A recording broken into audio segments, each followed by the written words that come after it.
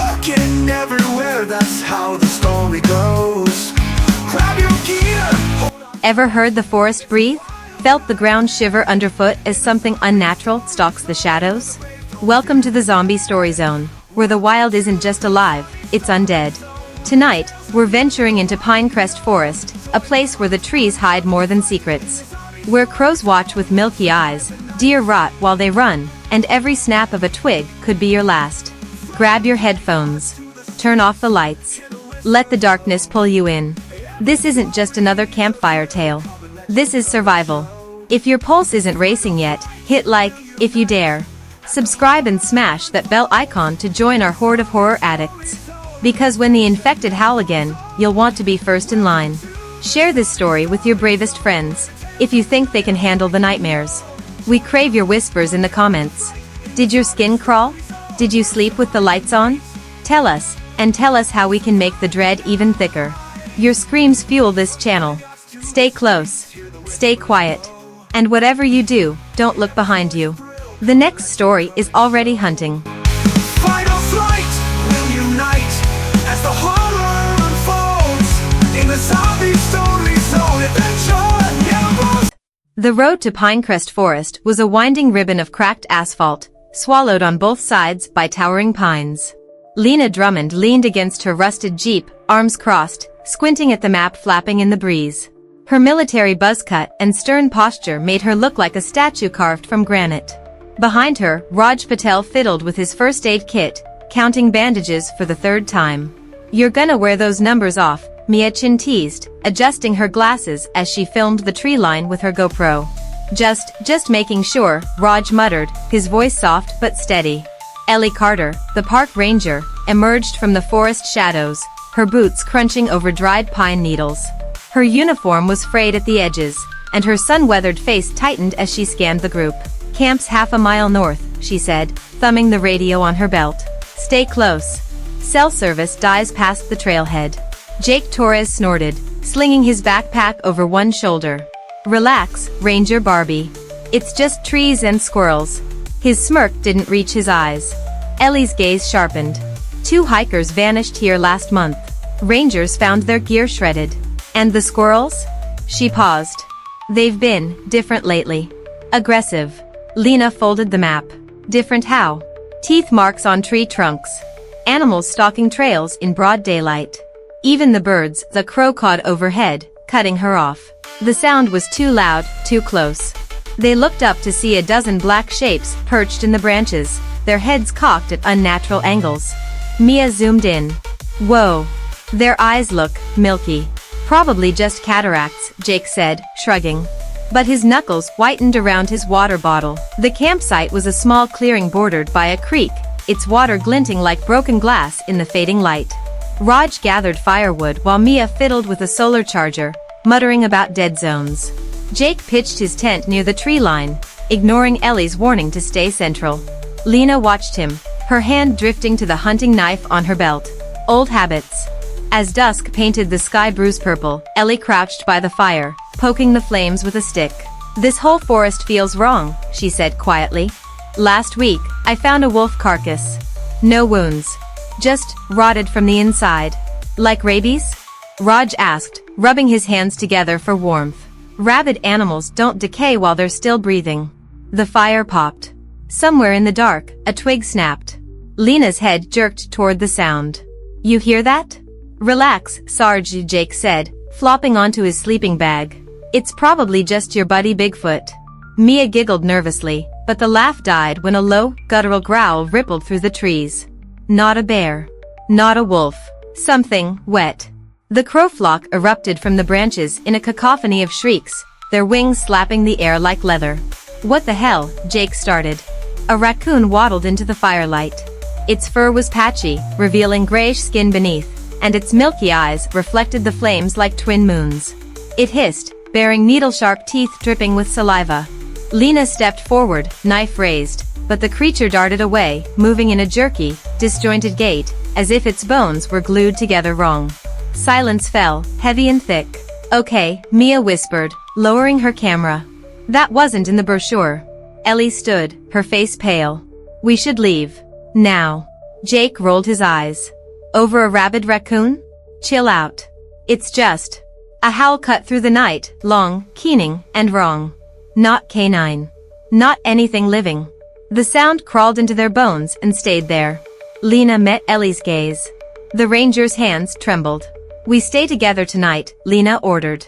2-hour watch shifts. Raj, you're first. No one argued. By midnight, the forest breathed. Raj sat by the dying fire, clutching a flashlight like a lifeline. The trees creaked and groaned, their branches clawing at the sky. Once, he swore he saw shapes moving just beyond the light, shuffling, jagged things that clicked when they walked.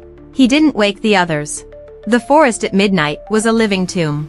The air hung thick with the metallic tang of impending rain, and the fire had dwindled to a skeletal heap of glowing embers. Raj's flashlight beam cut through the darkness like a blade, but the shadows always seemed to swallow it whole. He'd counted every rustle, every creak of branches, until his watch ended and he woke Lena with a nudge. She took his place without a word, her knife balanced on her knees. Sleep didn't come easy for the others. Mia lay stiff in her tent, replaying the raccoon's jerky movements in her mind. Like a puppet with broken strings, she thought. Jake snored loudly, but his face twitched as if trapped in a nightmare. Ellie sat awake, sharpening her pocket knife, her eyes fixed on the trees. It happened at 2:17 a.m. A low, wet gurgle seeped through the camp. Lena froze, her soldier's instincts firing like alarms. The sound wasn't human. Wasn't animal. It was the noise a drain makes when something clogs it. Up. Now, Lena barked, kicking Jake's tent pole. The group stumbled out, bleary-eyed and bristling. Mia fumbled for her camera. Raj clutched his first aid kit like a shield. Ellie aimed her flashlight into the trees, the beam trembling in her grip. Then they saw it. A deer emerged from the shadows, its body hunched and spasming. Its fur hung in clumps, revealing raw, oozing flesh beneath. The creature's eyes glowed a sickly green, like bioluminescent algae, and its jaw hung slack, unhinged and dripping black saliva. A guttural groan rattled from its throat, a sound that seemed to vibrate in their teeth. What the actual hell, Mia whispered, zooming in. The deer's head swiveled toward her, its neck cracking audibly. It charged. Lena moved first. She grabbed the hatchet from the firewood pile and swung. The blade sank into the deer's skull with a wet thunk. The creature collapsed, legs still kicking, its hooves scraping furrows in the dirt. No one spoke. No one breathed. Then the corpse twitched. The deer's head jerked sideways, the hatchet still embedded in its skull. Its remaining eye rolled toward Ellie, and its jaws snapped blindly, teeth gnashing with a sound like grinding glass. Raj stumbled back, tripping over the fire pit. It's not dead. How is it not dead? Ellie knelt, avoiding the flailing limbs, and shone her light on the creature's exposed ribs. Look. The bones were blackened, porous, like charcoal. This thing's been rotting for weeks. But it's still moving. Jake laughed, high and brittle. Okay, hilarious. Who's messing with us? Hidden cameras? He gestured wildly at the trees. Come out, you pricks. Shut up, Lena snapped. She yanked the hatchet free, and the deer's skull split open, spilling a clump of gelatinous black matter onto the leaves. It reeked of ammonia and decay. Mia gagged, filming the sludge as it writhed, alive, for a few seconds before dissolving. We need to go, Ellie said, her voice fraying. Now. Before sunrise. Over a zombie deer? Jake spat. It's just some diseased animal. Rabies, or mange. Raj shook his head, staring at his shaking hands. Rabies doesn't make corpses walk. Lena wiped the hatchet blade on her jeans. We're not equipped for this. If there are more. If we bail over a freaky deer, we'll be the joke of every hiking forum forever, Jake interrupted. He kicked the carcass, and its leg lashed out, catching his shin. He yelped, hopping backward. See? It's barely a threat. Ellie grabbed his arm, her nails digging in. 3 days ago, I found a bear carcass near the ranger station. Its insides were melted. Same black sludge. Whatever this is, it's spreading. And it's not just animals. The words lingered like poison. Mia lowered her camera. What do you mean, not just animals? Ellie opened her mouth, then closed it. A branch snapped in the woods. All 5 froze. The forest had gone silent, no crickets, no wind, no rustling leaves. only the steady drip of sap from the pines. Then, faintly, another wet gurgle echoed in the distance. And another. And another. Lena hefted the hatchet. Pack. Now. They left the deer's corpse smoldering in the fire pit, the smoke reeking of burnt hair. Mia glanced back once, her camera capturing the way the carcass's remaining tendons twitched in the flames. Jake walked ahead, muttering about mass hysteria, but his pace was hurried. Raj's fingers kept drifting to the bite-sized hole in his sleeve where the crow had pecked him earlier. Ellie navigated with a compass, her jaw clenched. Lena took up the rear, her eyes scanning every shadow. No one mentioned the footprints they found an hour later, human-sized, barefoot, with toes too long and nails curled like claws. No one mentioned the bloody handprint on a tree trunk, fingers splayed in panic. And no one dared ask Ellie the question hanging over them like a blade. If the infection isn't just in animals, who else is out here?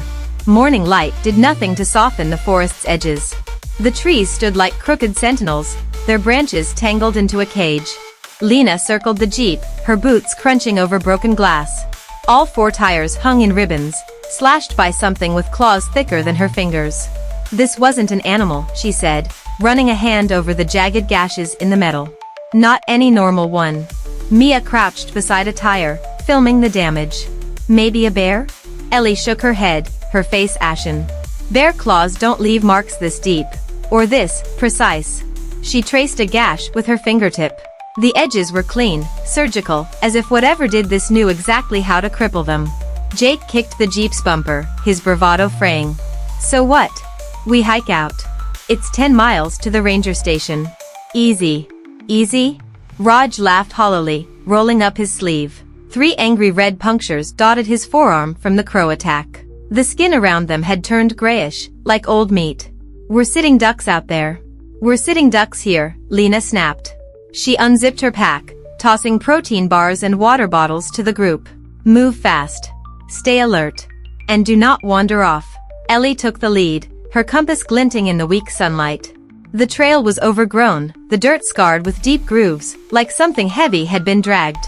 Mia lagged behind, snapping photos of claw marks on tree trunks. Guys, look, she whispered. The marks formed a pattern, 3 slashes, a pause, 3 slashes again. Almost like a message? Or a territorial marker, Ellie said, quickening her pace. The forest breathed differently by day. Birdsong had vanished, replaced by a low, insect-like hum that vibrated in their molars. The air smelled sweetly rotten, like fruit left to ferment. Raj kept scratching his arm, the crow bites now oozing a thin, yellowish fluid. Lena made him wrap it, but the bandage soaked through within an hour. They reached a fork in the trail. Ellie hesitated, consulting her map. Left takes us to a creek. Right loops higher, but it's steeper. Left, Lena decided. Water means potential crossings. Maybe a ranger post. Jake lingered, staring at the right path. A scrap of denim fluttered from a thorn bush. Someone went this way. He plucked it free, a patch from a flannel shirt, crusted with dried blood. Recent, too. Leave it, Lena ordered. What if it's the missing hikers? Mia said, her curiosity piqued. We could help. We can't, Ellie interrupted, her voice sharp. This isn't a rescue mission anymore. They took the left path. The creek was a graveyard. Fish floated belly up in the shallows, their scales sloughing off in translucent sheets. A deer carcass lay half-submerged, its ribs picked clean by birds with twisted, too long beaks. Mia vomited into the bushes. Jake just stared, his cocky grin finally dead. The water's toxic, Ellie murmured, dipping a test strip from her kit into the creek. It turned black. Don't touch it. Don't even breathe it in. As they skirted the bank, the hum in the air grew louder. Raj pressed his hands to his ears. Make it stop, he muttered. Make it stop. Then the crows came. They dropped from the sky like stones, their wings mangled, feathers missing in clumps. One speared Mia's backpack, its beak snapping at her neck. She screamed, batting it away. Another latched onto Raj's arm, tearing his bandage off. Blood welled, black and thick. Run! Lena yelled, shoving them toward a ravine. The flock pursued, their screeches syncopated, almost mechanical. Mia tripped, her ankle twisting on a root. Jake hauled her up, his face a mask of terror. Faster! They tumbled into the ravine, sliding down moss-slick rocks into a gully choked with fog. The crows circled above, refusing to descend, as if repelled by some unseen force. Why aren't they following? Mia panted, clutching her ankle. Ellie shone her flashlight into the fog.